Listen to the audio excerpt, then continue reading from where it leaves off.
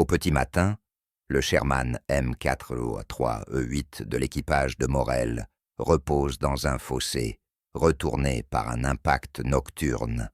On pourrait croire l'engin hors service, mais sa tourelle, coincée à l'angle parfait, ouvre une ligne de tir que personne n'avait prévue. Les Allemands, persuadés de trouver une carcasse inoffensive, avancent sans méfiance. Normandie, juin 1944. L'aube sort lentement du brouillard, humide, et l'équipage de Morel rampe depuis un talus vers leur Sherman retourné. Le choc de la nuit a broyé un flanc, brisé un galet et couché l'engin sur le dos comme un animal épuisé. Autour, les haies enferment le champ dans un silence tendu. On entend seulement les claquements métalliques de la tourelle qui se fige en position bloquée. Morel s'essuie le front et fait signe à Lebec, radiochargeur. Elle ne bougera plus comme un char, mais le canon, lui, a encore un angle. Lebec se penche, teste la culasse, secoue la tête, surpris. Ça recule proprement. On a un tube, chef. La nuit précédente, un obus anti-char avait frappé la chenille droite. Le Sherman s'était retourné, glissant sur le talus détrempé. L'équipage avait survécu par miracle, coincé sous la carcasse pendant plusieurs minutes, avant de s'extirper par la trappe arrière. Maintenant, ils n'ont plus ni mobilité, ni silhouette normale. Mais l'inclinaison involontaire de la tourelle offre une vue précise sur un chemin de terre qui longe les haies. Une hauteur inhabituelle, plus basse qu'un char opérationnel, presque celle d'un nid de tir. Morel observe au travers du périscope fondu. Le champ reste calme, mais au loin, un moteur léger vrombit, puis s'éteint brusquement. Les Allemands se réorganisent à quelques centaines de mètres. « On reste ici », dit-il. « Pour eux, on est une épave, on va leur laisser croire. » Il ordonne à Giraud, le tireur, d'ajuster le viseur improvisé. Une ligne de craquelure dans le périscope, un repère tracé à la craie, sur l'intérieur du masque de canon. Rien de réglementaire, juste assez pour aligner un point fixe sur le chemin. Giraud règle, souffle court. C'est serré, mais faisable. Un craquement de branches résonne depuis la haie nord. Lebec se plaque au sol. Giraud verrouille l'élévation manuelle, ses doigts tremblent légèrement. Le Sherman, retourné, ne peut tirer qu'en arc limité, mais l'angle donne exactement sur la brèche entre deux arbustes. Morel reste à l'extérieur, couché dans l'herbe trempée. « Ils sont de la zone », murmure-t-il. Pas encore de patrouille lourde. Il se glisse de nouveau vers la coque, vérifie le blindage marqué d'éclats et estime que la forme inversée ne reflète aucune silhouette identifiable. Le char ressemble à une masse sombre et muette, abandonnée depuis des heures. Les Allemands verront une carcasse, pas un canon pointé. Un nouveau bruit se rapproche. Bottes, pas mesurés, deux voix basses. Morel étend la main vers la tourelle. « Garde le chemin.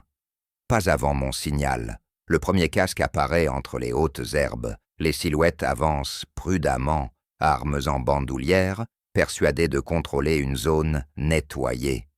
Morel attend une seconde, vise la distance à vue, puis frappe doucement la coque. Prêt. Giraud se cale contre la lunette fissurée.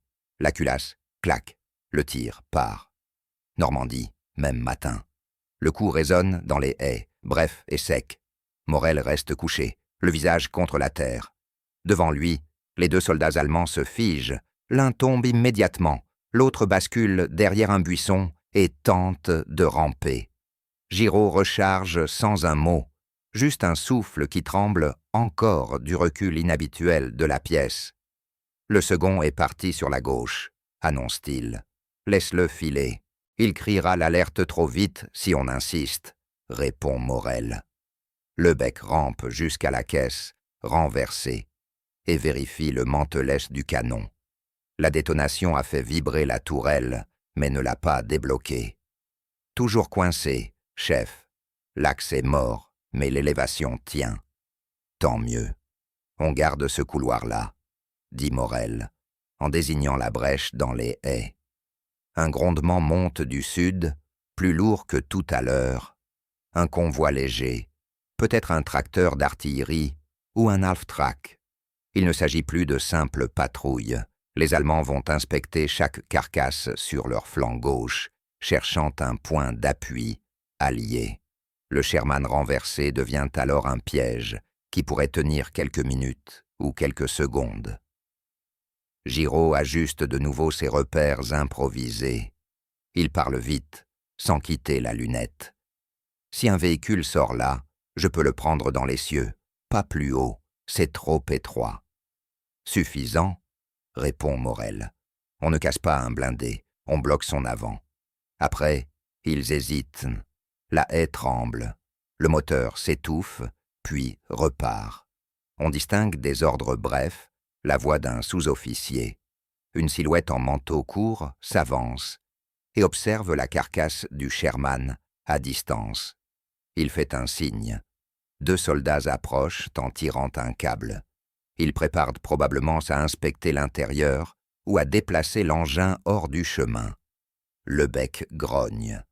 S'il s'ouvre sur le côté, il voit tout. Justement, dit Morel, on attend qu'il s'engage.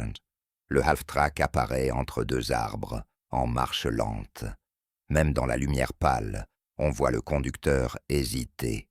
Le Sherman inversé n'a rien d'un poste de tir, juste une masse couverte de boue. Les soldats posent déjà le câble sous la coque. Morel compte mentalement. Distance, angle, temps de rechargement. Giraud, maintenant. Le tir arrache un pan de fumée sous le moteur du half-track. Le véhicule tressaille, stoppe net, puis se désaxe en grinçant. Les Allemands crient, se dispersent. L'un d'eux se couvre derrière un arbre. Une rafale répond, mais passe au-dessus du Sherman sans l'atteindre. Leur tir est trop haut, persuadé que la menace vient d'un talus voisin. Morel hoche la tête. On garde l'illusion. Ne tire pas tout de suite. Les soldats reviennent sur le half-track immobilisé, cherchant la provenance du tir. L'un d'eux finit par pointer la carcasse renversée, mais trop tard. Il hésite, incapable de décider si le canon a vraiment bougé. Le piège tient encore. Giraud murmure « Le prochain, je l'ai ». « Pas tout de suite », répète Morel. On les fait douter. Normandie, milieu de matinée. La brume se dissipe et laisse apparaître des silhouettes plus nettes le long du chemin. Les Allemands ont compris qu'un tireur dissimulé les vise, mais ils ne savent toujours pas d'où. Le Sherman renversé reste immobile, à moitié enterré dans la terre molle, son canon pointé vers la brèche comme une pièce oubliée. Morel observe depuis l'angle du arrière de la coque. Un groupe de 4 soldats progresse en formation serrée, couvert par une MG posée à genoux derrière un tronc. La mitrailleuse balaie les haies, testant chaque trou d'ombre. Aucune balle ne vient frapper le char. Ils pensent encore que la menace est mobile. Ils vont verrouiller la zone, dit Lebec. Pas tant qu'ils ne savent pas quoi viser, répond Morel. Giraud reste collé à sa lunette improvisée. Il déplace le viseur d'1 millimètre, puis d'un autre, attentive aux vibrations du sol. Le Sherman, calé sur le dos, ne tremble pas. Cette stabilité forcée lui donne un avantage inattendu. Impossible d'obtenir une plateforme plus solide. Le groupe de gauche se découvre, annonce-t-il. 2 mètres dans mon axe.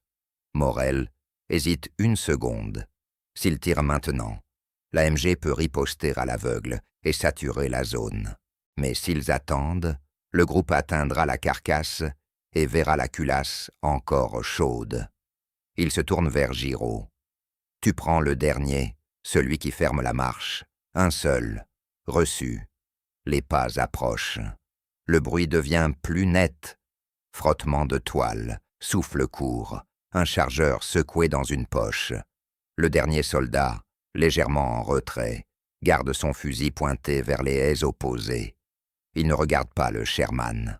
Maintenant, le coup part, étouffé par la position basse du canon. Le soldat s'effondre, sans cri, ce qui déstabilise les trois autres.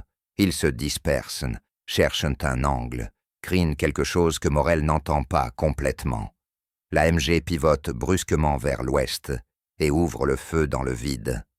Il panique, dit Lebec en retenant un rictus. Le groupe recule enfin, tirant des rafales courtes pour couvrir leur retrait. La MG change encore d'axe, tire par rafales irrégulières. Il vise large, incapable de fixer une source précise. L'illusion reste intacte. Personne ne regarde la carcasse. Morel fait signe à Giraud de cesser le tir. Ils vont appeler un officier, peut-être une équipe avec charge. « On bouge ?» demande Lebec. « On ne bouge rien. Tant que personne ne vient sur le flanc droit, on tient l'angle.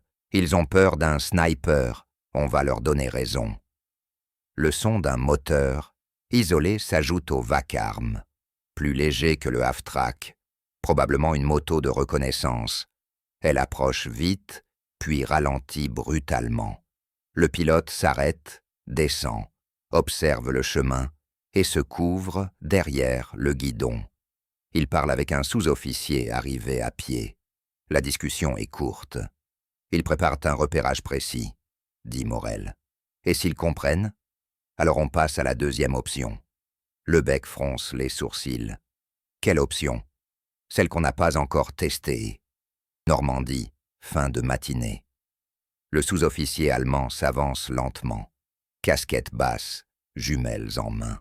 Le motocycliste reste derrière lui, prêt à remonter en selle.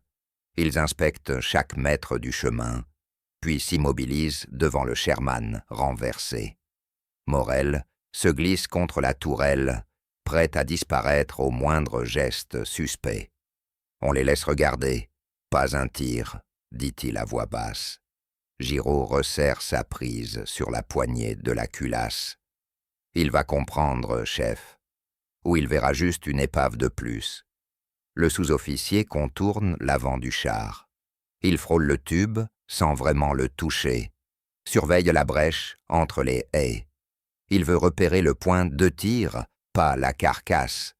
Il s'agenouille, pose ses jumelles à terre, cherche des étuis ou une trace fraîche. Rien. Le sol autour du char est écrasé depuis la nuit. Aucune empreinte récente.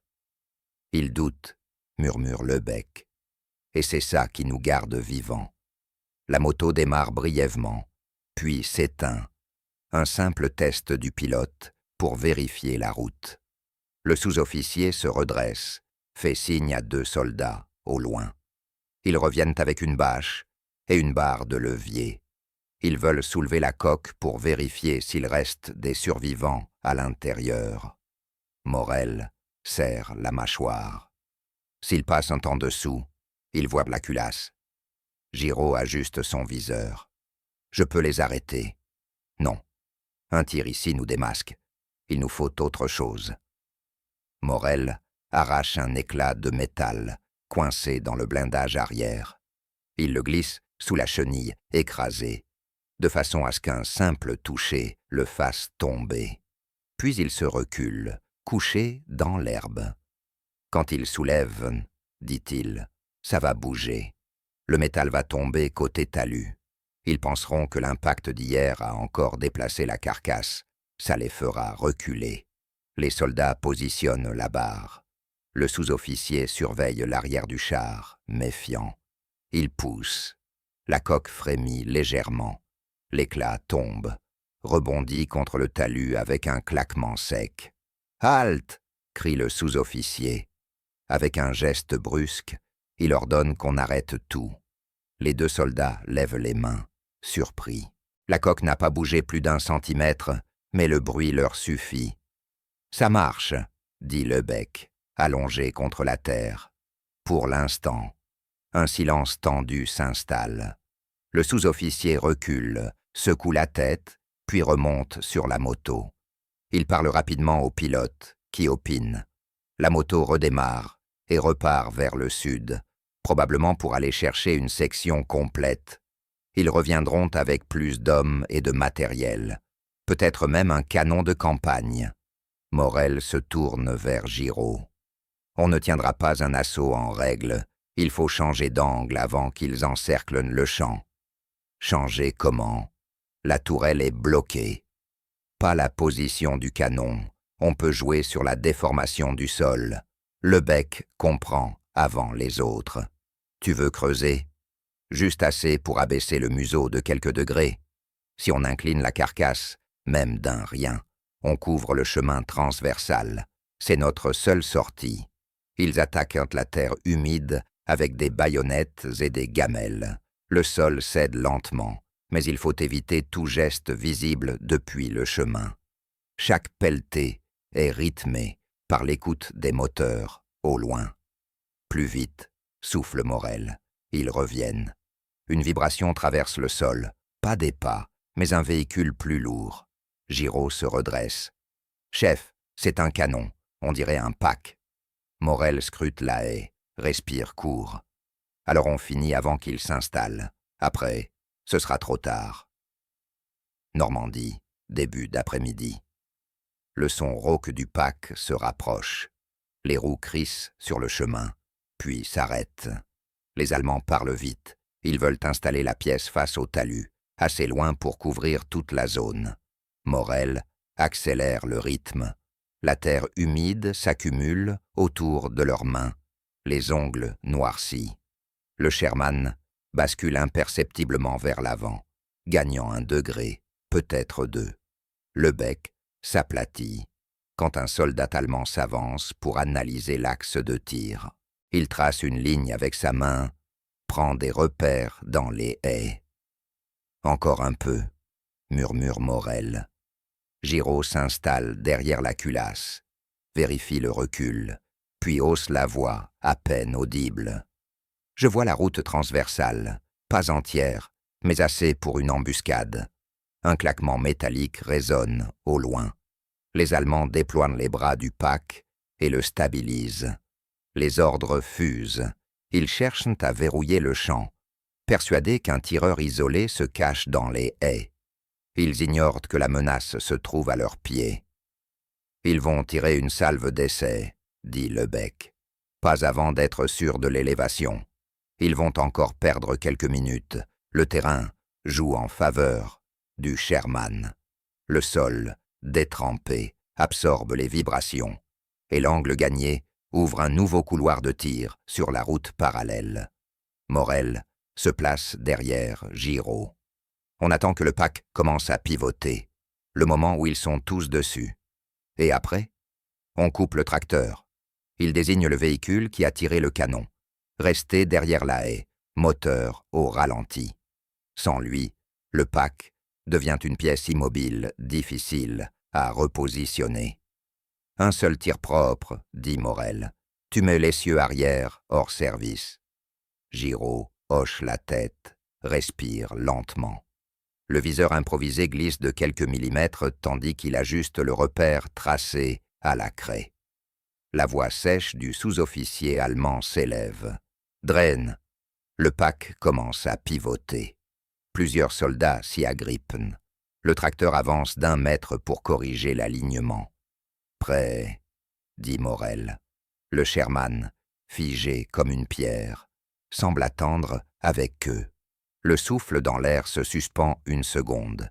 Puis le demi-tour du tracteur découvre son essieu arrière. Feu. Le tir frappe le point visé. Une détonation courte, nette. Le tracteur tressaute. L'essieu se brise. Le véhicule s'affaisse sur la droite. Le pack s'arrête en position intermédiaire, inutilisable pour un tir rapide. Les Allemands crient. L'un d'eux tombe en tentant de se mettre à couvert. La confusion est immédiate. Giraud recharge, mais Morel pose une main ferme sur son épaule. « Stop! Ils vont tirer au hasard. On reste bas. » Une salve part effectivement, trop haute, arrachant des feuilles aux haies. Les soldats couvrent la route sans viser. Le pack tente de se stabiliser, mais plus personne ne sait dans quelle direction tirer. Le bec sourit brièvement. Ils pensent que le tireur est derrière eux. « Et ça va nous donner 2 minutes, » répond Morel. « Pas plus. » Une nouvelle voix s'élève, plus nerveuse. Le sous-officier hurle des ordres de repli partiel. Certains soldats changent d'axe, d'autres préparent à traîner le pack hors du chemin. Le chaos joue pour l'équipage du Sherman, pour le moment. Normandie, milieu d'après-midi. Le chaos retombe peu à peu. Le pack immobilisé ne peut plus être manœuvré. Les Allemands tentent de le dégager, mais le tracteur brisé bloque toute retraite. Une section arrive en renfort par la route transversale, avançant prudemment, armes au poing. Ils progressent en arc, cherchant un point de tir précis. Morel observe leur déplacement, attentif à la coordination. Ils s'ajustent. Cette fois, ils vont chercher la source réelle. Le bec ramène son casque plus bas. On fait quoi? On inverse l'angle une dernière fois. Le terrain détrempé joue encore pour eux. Les pelletées précédentes ont fragilisé le sol sous le nez du Sherman. Morel glisse sa baïonnette dans une fissure de terre, pousse de toutes ses forces. La carcasse s'enfonce d'un nouveau centimètre. Le canon descend légèrement, ouvrant un couloir plus direct vers la route parallèle. Giraud teste la lunette fissurée. J'ai une fenêtre sur l'arrière de la section. 3 hommes, pas plus. On ne vise pas la section, répond Morel. On vise le chef. Le chef de section allemand avance avec une prudence mécanique. Il observe chaque creux, chaque souche. Son regard passe une fois sur le Sherman renversé. Il s'attarde une demi-seconde, juste assez pour sentir que quelque chose ne colle pas. La position du tube, l'ombre du mantelet, la rigidité anormale de la carcasse. Il nous a vus, souffle le bec. Non.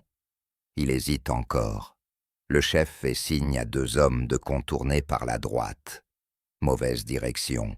Il quitte le couloir que Morel peut atteindre. En revanche, lui recule dans l'axe du canon sans le réaliser. Giraud ajuste, une respiration courte. J'ai la silhouette. Attends qu'il se retourne, dit Morel. Il faut que son groupe le voie tomber. Ça les stoppera net. Les secondes s'allongent. La section resserre le cercle. Le chef tourne la tête pour donner un ordre. Feu. Le coup part, presque étouffé par le ventre de terre au-dessus du canon. Le chef bascule en arrière, frappé sans comprendre. La section se fige. Un soldat crie « Scharfschütze !» et se jette dans le fossé, tirant à l'aveugle vers les haies. Personne ne regarde le Sherman. Pour eux, l'angle est impossible. Morel hoche la tête. Il décroche. Ça y est. Effectivement, la section perd sa cohésion. Certains tirent encore quelques rafales paniquées. D'autres tentent de récupérer le corps.